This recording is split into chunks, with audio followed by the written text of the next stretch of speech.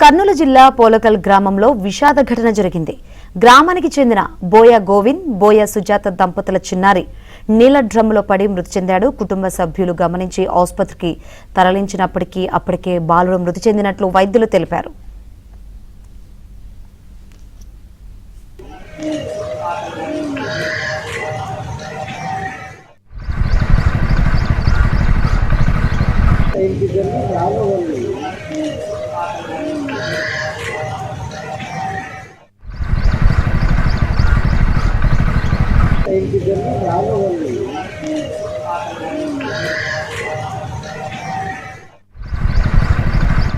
తెలిపారు.